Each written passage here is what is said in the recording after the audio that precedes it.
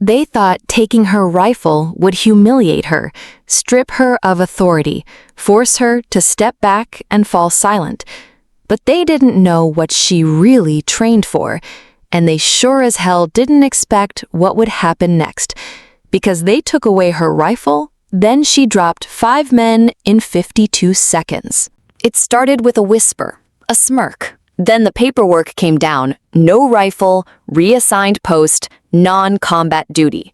Officially, it was a disciplinary reassessment.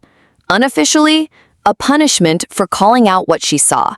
Leadership failure that got 2 civilians killed. Corporal Elise Moreno wasn't just sharp with a weapon. She was sharper with her words, and that scared people more than her trigger finger ever did. So they posted her at checkpoint 17, unarmed, surrounded by guards who looked at her like a threat without respect, like they were waiting for her to fail. But Moreno didn't fold. She watched, listened, counted footsteps, memorized escape routes, trained her reflexes like muscle memory. She became deadly without looking dangerous. Because they took away her rifle, then she dropped 5 men in 52 seconds, and that moment was coming fast. The first warning came when she caught a breach in the perimeter. No weapon, just instinct. She radioed command. They told her to stand down. The second came when she challenged a lieutenant's sloppy patrol path. They wrote her up for insubordination. The third was when a detainee slipped out of cuffs and reached for a knife. She disarmed him with a chair leg in under 3 seconds, but they called it excessive force. The fourth was when she intercepted a coded message in a dialect she wasn't supposed to know. They said it was classified and reassigned her again. The fifth? The fifth warning was silence. Moreno stopped reporting, stopped talking, started preparing. Everyone around her thought she was just reassigned and irrelevant, but she was listening, tracking the 5 men in the base unit who moved too casually near the fuel reserves, who never trained, who avoided roll call. She wasn't paranoid. She was patient. Because they took away her rifle, then she dropped 5 men in 52 seconds.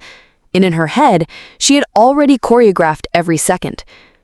They gave her nothing to fight with. There was no siren, no warning over the comms, no raised voices, just a flicker in the power grid and a subtle shift in the air. The 5 men began walking toward the north access tunnel, the one rarely used. Moreno didn't follow. She walked ahead of them and waited in the dark. No rifle, no vest, no backup. She had memorized their gait, their spacing, and their favorite mistake, underestimating the girl with no gun. They reached the tunnel mouth at 0312. At 0313, the first one was on the ground, windpipe crushed. By 0314, the second and third were down, one unconscious, the other howling from a broken clavicle. 4 seconds passed. Number 4 made the mistake of pulling a sidearm. She redirected it, clean break to the wrist, flipped him, and he landed hard. Then the 5th, the leader, tried to run. She caught him. Not with speed, but timing. A knee to the ribs, a palm under the jaw, flat on his back. 5 men, 52 seconds, no rifle. And when the base lights flickered back on, the only sound in the tunnel was her breath. Controlled, calm, finished. She didn't need applause. She needed someone to ask, why did they take her rifle in the first place? They tried to spin it. Routine inspection, unauthorized engagement, disciplinary review. But rumors spread like smoke on an open range. Command called her in, alone. No lawyer, no witness, no rank insignia. Just eyes on her and a file thicker than her whole personnel record. But she didn't flinch. Not when they mentioned protocol. Not when they tried the usual, "you disobeyed orders" lecture. Because when they leaned forward and whispered, "You had no weapon. How did you stop 5 trained men?" She finally spoke. "Because you taught me to be the weapon." The room fell into stunned silence. One of the generals looked down. Another one? He stood up and saluted. Later that night, she was quietly reinstated, not with fanfare, but with something rarer: respect. They gave her rifle back, but she didn't take it.